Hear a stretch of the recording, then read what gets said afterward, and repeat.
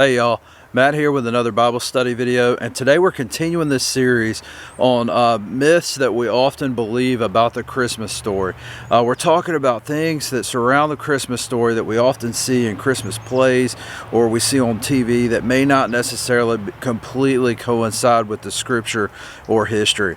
And today the topic that we're actually going to be talking about is surrounding the three wise men. Who were these men really? A lot of times we see them in nativities, but we're not very specific about who they actually are. But before we get into this topic, I just want to take a second and remind you, please, if you haven't already, go ahead, subscribe to the channel, like the video, and share it with your friends so we can reach more people. But who were the wise men? What's going on here? What's the deal? Myth number one is actually going to deal with this. Who actually were the wise men? We often hear them referred to as Magi. Often they're dressed in Christmas plays as kings. But who would these figures actually have been in history? Typically we see the word translated wise men in the ESV Bible, which is the one that I use a lot, is actually translated magicians in other places in the Bible, such as Daniel 2 and Acts 13. And typically what these magicians, or Magi as they're sometimes called, were they were like the scientists of the day.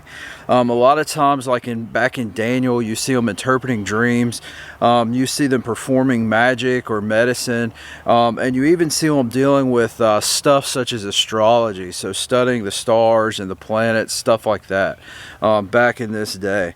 A lot of people believe that since they actually traveled from the east to Bethlehem to see Jesus, that these wise men may have actually been descendants of the Babylonian Magi that Daniel actually discipled back in the book of Daniel. And so these men that came to visit Jesus, they could have been familiar with the prophecies of Jesus, of who Jesus was, that he was the Messiah, because of the teaching that they were under when Daniel was actually over the magicians in the Babylonian Empire, when Israel was in exile. Go back and read the book of Daniel and you'll read more about that, more about how he received a position over the Magi because of his ability to interpret the dreams of the king.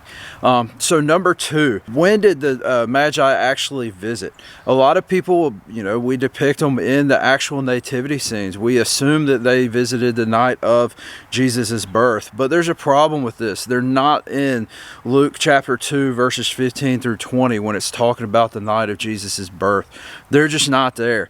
More than likely, according to Matthew chapter 2 verse 1, they didn't begin their journey or arrive until well after the birth of Jesus. I think Matthew 2:1 says that they, after the birth is when they actually started their journey, and we see while on the way there, they actually run into King Herod, and King Herod basically says, hey, when you find this baby that's supposed to be the Messiah, come back and tell me where he is, and that way I'll know where he is and I can come pay my honors. And obviously they were given a sign not to go back and tell him, because Herod saw Jesus basically as a threat to his kingdom. He thought that if this new ruler grew up and grew in strength, he would overthrow Herod, dethrone him.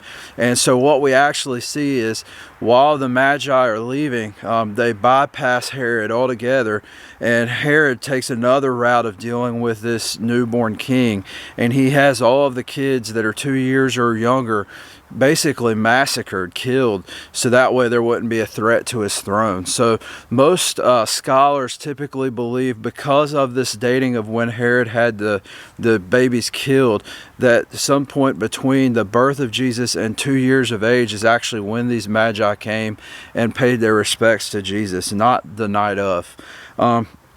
And then number three, the three wise men were not in the Bible. And before you say this, I mean the number three, not that the wise men weren't there. Nowhere in the scripture does it say three wise men actually visited Jesus. It just says the wise men came and visited Jesus.